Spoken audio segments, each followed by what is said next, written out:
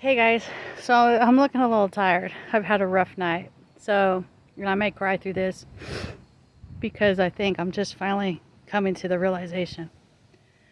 Last night, or yesterday, a friend of mine who helped us get this beautiful beast over here um,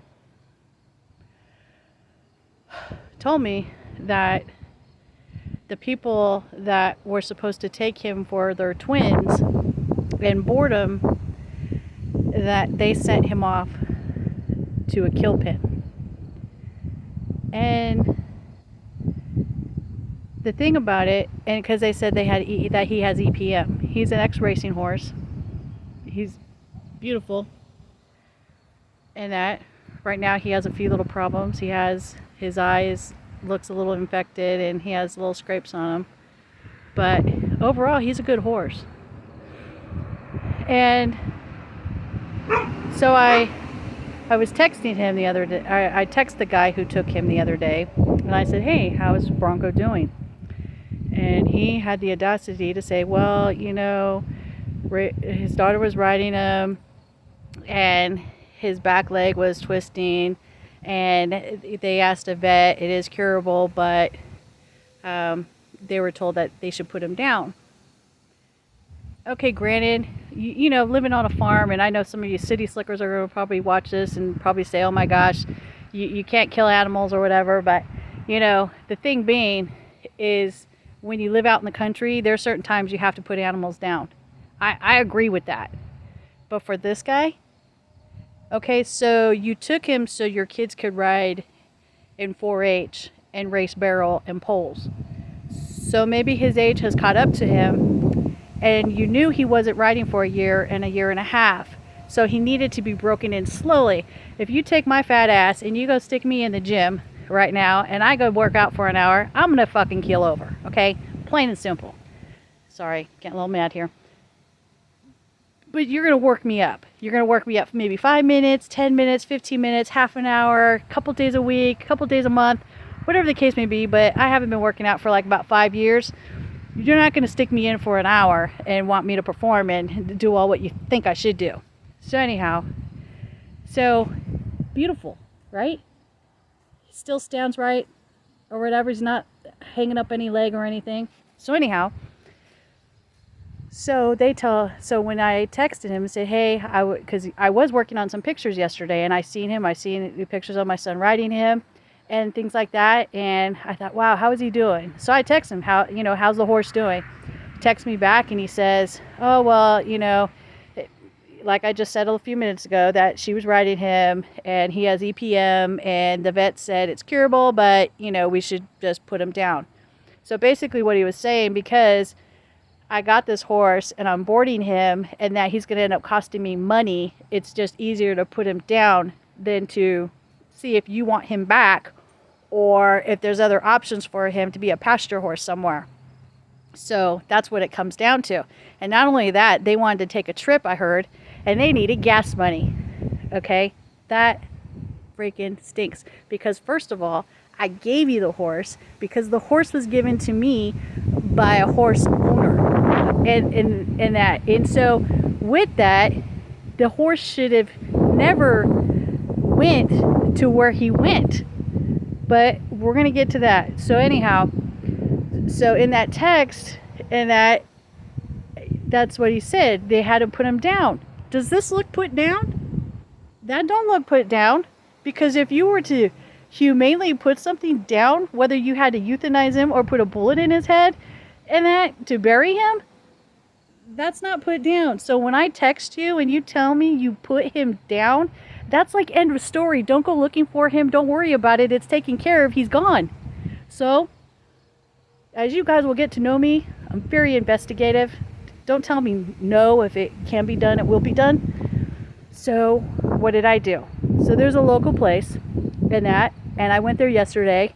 They were loading up cattle because this is what their business is. There are places that load cattle for food consumptions, and they're like halfway houses where they collect enough, then they take a truckload, and then they go get slaughtered or whatever. But slaughter is such an ugly word. But anyhow, so they go to butcher, they go to market. So So they weren't there. Their hours were limited. So I figured, well, I'll call them this morning, tell them my story, see if it's possible, see if they have this horse. They had 2 horses out there. I didn't see mine. So I thought, well, I can only do all what I can do, and I have to do my best. So then all night I was worried about, because my son lost his dog 2 years ago. I think a year and a half. It's about 2 years ago, or a year ago. Yeah. So, and it devastated him. He was devastated, because that dog and him were going to drive off in Lucille, the red truck, and they were going to go to Montana. They were going to ride. He was going to rodeo, and he was going to do all this stuff. But then his dog got hit by a car. He was devastated. If you have kids, or even if yourself, there's something you truly, truly love and it gets killed, it changes you. So anyhow, he loved the horse, except for he started working over 40 hours a week. He works 46 hours a week at one job, and then he has another job. So he's over like 50 hours a week working. So he didn't really have time for the horse. But I thought, this horse deserves more than just being a pasture horse. Okay? Because when he was with us, he would run around in the yard. He would do this and that. Horses are made to work. Horses are made to have fun. This is part of their life. Just like I wouldn't know what to do with myself if I sat somewhere and I just did nothing. If I wasn't a creator of something, of making something better, organized, or what, I would be bored. It would kill me. So I'm always doing something. So some people go, oh, wow, you do so much, in activities, events, or whatever. Well, that's because if I did nothing, I would be truly freaking bored. And what's your purpose, right? And so with that all being said, it comes down to, I called the place this morning and I said, look, I know you have your business and I respect that. I go, but supposedly somebody I gave a horse to took the horse there, and I just need to know if he's there. And if he is, could I buy him back? The guy was really nice, an older gentleman, and he says, you know what, come on down. I have 3 horses. Take a look. And let me tell you something. By the grace of God, in that field, he was one of 3. Because they just sent 28 horses the day before to be sent off. And he wasn't one of the 28. I prayed yesterday. And there's more to the horse story, because he's also a retired racing horse. And if they end up going to a kill pen or something like that, and they get to that place, they take numbers and then they harass people and all that stuff. I mean, it becomes ugly. And I didn't want him to become part of that ugly story. He's more than that. And maybe because this guy only had him, I guess, a month. I think, yeah, probably just a month. He could have called me back, but you know what he said in his text? I didn't get a hold of you because I lost your number. Bullshit. Or because he got a new phone, and he still has the same crepit phone. So anyhow, so you lied. You lied there. And then when he told the girl who kind of connected us so he could take the horse, he told her that, oh, it went off to Kentucky somewhere, or he's off somewhere, and they were trying to find him. Really? Because I found him within less than a day. And look, he's back with me in less than a day. Less than 24 hours, he is back with me from the time that I heard this story about him being sent. And if you go to Be Like a Bumblebee on Facebook, today in Ephesians 4, it talks about,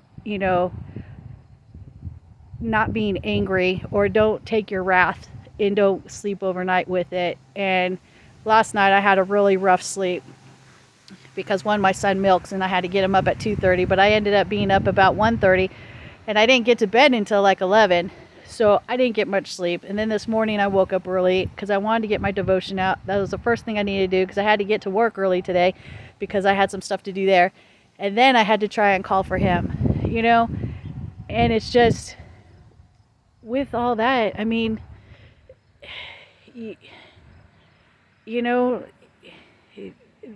so anyhow, back to Ephesians 4.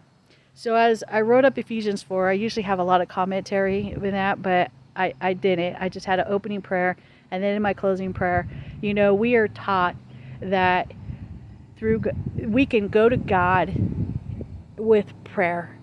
we can go to God with petitions. Okay, so you're asking God. But then Jesus tells us we can come to him with, let me see how we could say to Jesus, we can call on Jesus, and we can demand on Jesus through through his blood for certain things, not wrong things, certain things. So with this, I prayed and I said, Lord, because of my son, I did not want him to have to deal with another loss. As a mother, I was ready and willing to do heaven and move mountains if I had to make it right. And then not only for my son, but for this horse, right? For the horse. Because he doesn't deserve that. Then I went to Jesus and I said, I denounce and I decree any demonic forces, any demons that are involved in this situation to be sent back to the pits of hell in the blood of Jesus Christ. I decreed that, and I did not know how this would all turn out, but I had faith that my God would hear my petitions, and I had faith that my Jesus would cast out those demons that are amongst in this situation. And lo and behold, when I went out there in that field, there he was. He put his head on my belly, and he just kept his head there. And I just said, I am so sorry. This is not what I meant for you. This is not what I had for you. You know what? And that is almost like sometimes what God says for us. Even though he gives us better, we think that, that we're going to better pastures because we put ourselves there. But he says, I have so much more for you. And for this horse, I have so much more for him. I wanted more for him, but then yet those people who had no interest in him because, he couldn't run just right or whatever, or they needed money for gas to go take a trip. You're going to go sell his soul for $400. So, okay. So when I seen him in the pasture, I come back in and I talk to the old guy, and the old guy goes, why do you want this horse? Why do you want this horse back? And I told him the story. I said, my son lost his dog 2 years ago. My son had a very hard time realizing that he didn't have time for this horse and that this horse could probably serve someone better and that he was going to let it go. I go, but to know that his horse went off to be killed in a kill pen, I can't do that. As a mother, I can't do that. I said, so how much is it going to cost me to get this horse back? And he said, $400. I said, fine. And I said, give me time. I'm going to go home. I got to go get a truck from work. I got to go home, get the trailer. Got to go home, get the money. I'll be back. Well, luckily, my friend down the road, she has a horse and trailer, and her son, they came. And, and she came, and the dear sweetheart, she works third shift. She was taking on an extra shift, but yet she took the time. She took the time to help come get the horse all around. For why? Because just sometimes you have to be humane. Sometimes you have to think more than just about the money, or more about your sleep, or more than just about yourself. Sometimes there's just a little bit of sacrifice. So, Aaron, I hope if you ever watch this, that you understand there's more than just yourself, because he is a good horse. You could have called. You could have texted and said, hey, sorry, I know you got a barn. I know you got a yard for him. Will you take him back? And I would have took him back in a heartbeat. I just thought that your twin daughters would have been able to enjoy him and that he would be loved on. But we see where that got us. So anyhow, all I could say is that by miracles and faith and prayer, look how God has turned this around. Because by any means, he could have been on that truck with the 28 yesterday. But by the grace of God, God set him aside. And that God knew that he was set aside and that I would be coming. So I praise God for that. I can't praise God enough for that because, God teaches us a lot of stuff through animals and a lot of stuff through love and trials and things that we go through, and I haven't felt angry or anything like that through this whole thing. I'm just miffed, I guess.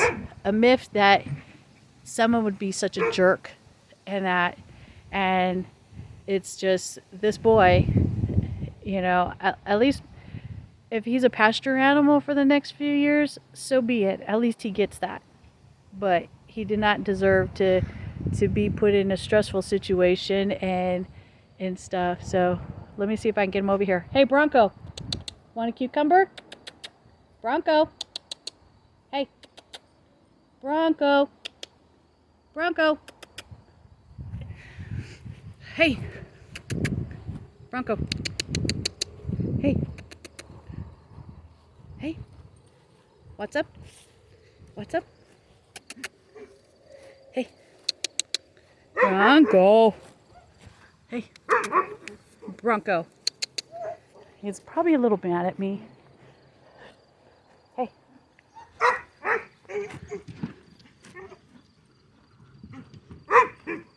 You don't want no cucumber? Choose your favorite. Hey. Oh, bandit. Well, anyhow, by the grace of God, he's home.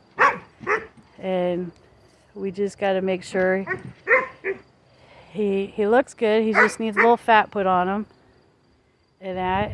But yeah, he'll be loved on and he'll be taken care of. All right, guys. So in the end, God's victory, God's glory, praise his holy name, have faith, pray deeply, and believe in the authority of prayer. Believe in the authority of prayer. That Jesus Christ has died on the cross. His stripes have bared everything for us to have freedom. And so we just need to know that the believer's authority that he has given us and to claim that and call that, because you know what? This is a miracle. Regardless of what anybody thinks, this is a miracle that he's all right and he's back and he's with us. So have a great day, guys. I got a lot to get the stall back in shape and all that stuff. All right. Thank you. Bye.